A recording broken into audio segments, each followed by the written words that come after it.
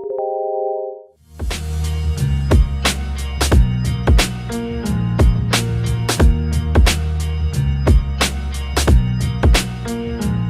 going on? My name is Nobel. I'm an artist from New Jersey. So I heard you were part of the hip-hop duo The Cause and Knowledge from New Jersey.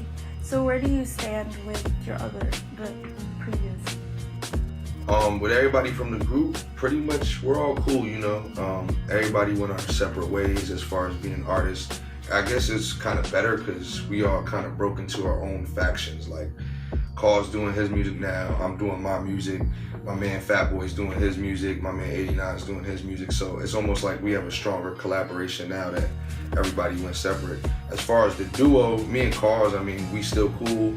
Everybody's kind of more or less helping each other, you know, become better as artists and move stronger now. But it's cool. I think we got closer as friends too, so it's a better relationship as far as the duo. Well, that's good. So what made you want to be just a solo artist now? Well, basically besides more than just, you know, traveling a lot more than we were as a group by myself, I had kind of moved as well. So it was just a better decision as far as a business move and as a friendship move as us go separate so we can kind of continue on doing our music thing. On top of that, it was easier because as a solo artist, I can make more decisions by myself that I don't have to agree on with somebody rather than having to go to them and like, oh, you want to do this too? Oh, nah, I don't want to do that. Now we back to square one. Now I can just objectively move, get things done when I have to. You know, if I'm with somebody, they moving because they know where I'm going and what I'm doing. So it's a lot easier to kind of maneuver as a solo artist. It's harder though, because when you're a duo, you got more people with you. When you're solo, it's kind of like when you're getting what you have to get done, whoever else is with you is relying on you to get it done. So, Right. Yeah. Okay, so tell me the 2 projects you released under TCK. I released the Jersey Shore EP, which was the first, you know, collaboration between me and Cause. That was our first group project. Basically, that kind of started off of a song called I Used to Dream that we had that got picked up when I was in high school. It got played on the radio. I performed at my high school prom.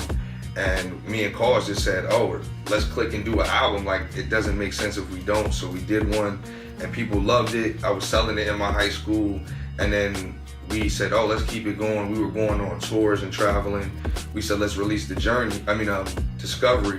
And Discovery came and it was so natural. It was like flawless. We just were working on it for so long.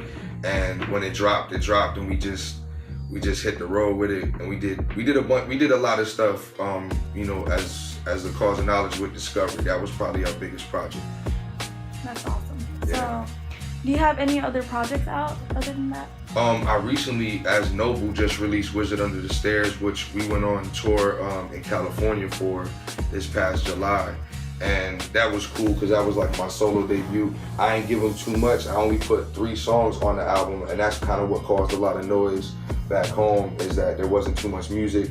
But I offered like a whole package with it. So you got a hard copy, you got a t-shirt, and then whoever was, you know, in California, they got to experience the tour. So it was even more of an experience than just releasing music. It was like giving the fans that were a part of the Cause of Knowledge an experience, as well as my new fans, like, yo, this is what I'm doing now, you know? Right. So speaking of the tour, how was it? Have you been to California before? Yeah, I grew up, I had some cousins that were from California, so when I was growing up, I went out there one time, and I always told myself, like, man, I gotta come back. I never thought I would do it for music. I always thought I would do it for something big. I never thought I'd do it for music, but when I did it for music, it was cool because I went all the way from the Bay down. And when I was growing up, we went all the way from the bottom of California up. So to see it from a different perspective was almost even cooler because we also drove through the country. We drove through Chicago, Colorado, Las Vegas. I mean, we just drove through mad states and got to see different cities and got to see different things. We drove through Salt Lake City, Utah, and I bring it up because I literally vividly remember the Salt Lake on the side of the highway. It was so bright, it'll like blind your eye. Like, the tour was crazy though. It was incredible. California is a beautiful place. Everybody should go at least once in their life. Right. So how long was it?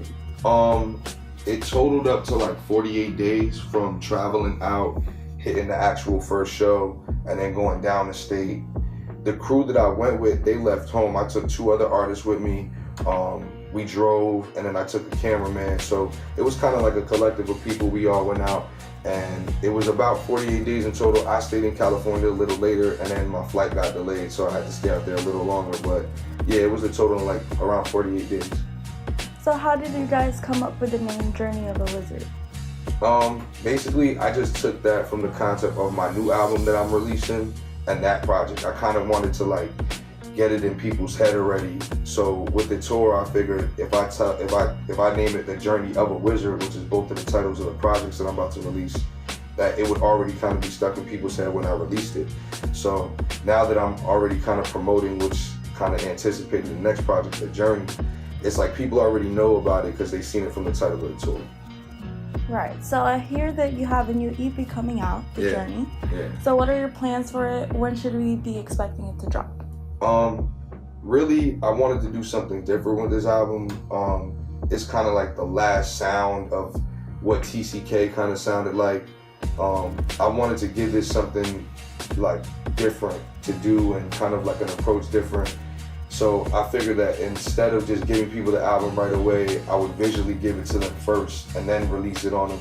And that's kind of why I came to, Lucid Dreams to do the visuals, because I wanted it to be something that was more of an experience and more of like a different approach of looking at it. When we went into it, I figured, you know what, let me do Friday Night Kickbacks first. I've been promoting it for a while. That's the single off of the album. And I thought of it like, hey, let me just release it visually after this, the same way I'm doing this project. I looked at every song like a project rather than the whole project as a project. Like, it's more in depth. And I think giving it to them visually is going to be more of an experience, especially today when people are getting music so fast, That's awesome. So it was nice to meet you, Nova. I hope you come back. No, thank you. Hey, what's going on, man? It's Noble Knowledge. Check it out. Make sure you check out my Instagram, my Facebook, my Twitter, all of that stuff. It's all Noble Knowledge. It's all the same, spelled the same. Get ready for The Journey and Friday Night Kickbacks coming out soon. And catch me at a venue near you, man. Stay tuned. Hi guys, thank you for watching the interview with Nova. Please subscribe and like to LMO.